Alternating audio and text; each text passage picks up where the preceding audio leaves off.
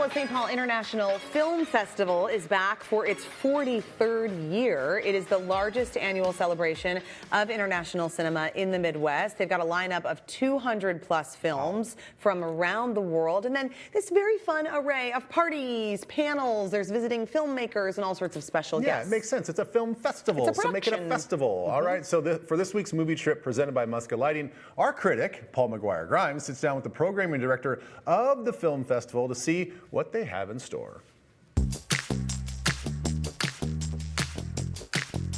Jesse Bishop, you're the program director for the Minneapolis St. Paul International Film Festival. This is the 43rd year. Tell me about what you do as part of the fest and what can people expect this year when you come down to the main cinema? Sure. Well, I'm part of the team that gets to select these movies. We travel throughout the world throughout the year to film festivals, visiting with filmmakers that we've showed movies over the years, and we create this whole collection of favorites, and we bring them back, and we sort out just what we think Minnesota audiences are going to love, and put together an entire program that unfolds over these 2 weeks at the Minneapolis St. Paul International Film Festival, and they're films from all over the world, really. We have over 200 films from 70 plus countries and cultures. And it's kind of something for everyone. You have studio films, you have documentaries, you have some Minnesota-made films. So that's right. What do people look forward to when they're here? Are you listening to what the audience has to say in between Absolutely, screenings yeah, and, yeah. What they're looking for? Yeah, we're mixing it up with all the audiences. Some of the best ways to find out what's hot, what's hitting, is to stand in line with the audiences and just hear what people have already seen and what they're loving.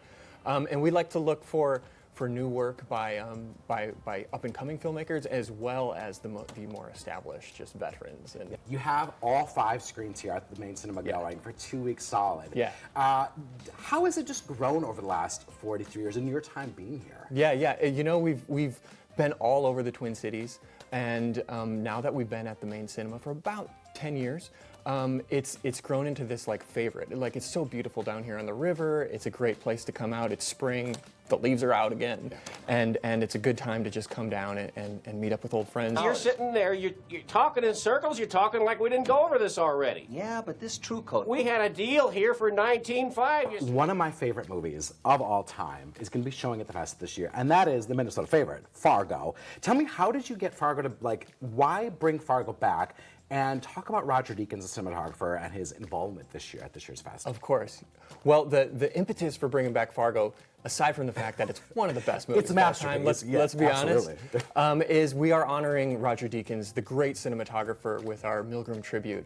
You know, Roger has put his visionary stamp on so many films, from most of the Coen brothers films he worked with them on, to his Oscar-winning 1917 with Sam Mendes, and Denis Villeneuve, and so many other greats. And so we're bringing in Roger. He's going to he'll be at the festival this week, talking about his career. He's got a new book out called Byways, and it's photography from his time between college and film school.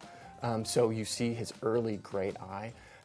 And he and his partner James Deakins, they have a podcast together called Team Deakins, which is fantastic. Any aspiring filmmaker or film lover needs to listen to this podcast. As much as I love Fargo, as you do too, why do you think that we as Minnesotans maybe dismissed it back when it first opened in '96 and have this kind of cult love of it now?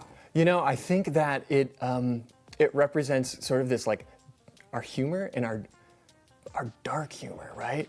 We know how to really get in and celebrate that sort of self-awareness, and it's just the fun storytelling that the Coen brothers brought. Thought you might need a little warm-up. Thanks a bunch.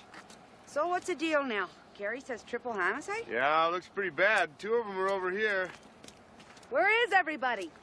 Well, it's cold, Margie.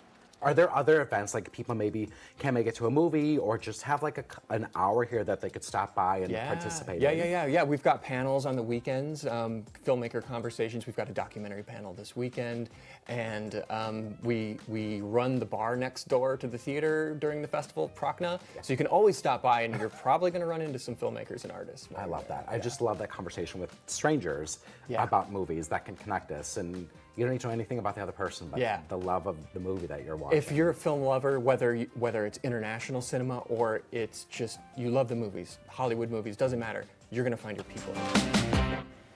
There you go. You got all the info. The Minneapolis St. Paul International Film Festival goes through April 25th. Yep, and for updates and reviews of movies and streaming services, just visit Paul's website. It's paulstriptothemovies.com. And Twin Cities Live's movie trip is presented by Muska Lighting. You can visit their 2 Twin Cities locations, and you can take 10% off Quezel lighting in-store purchases now through May 11th.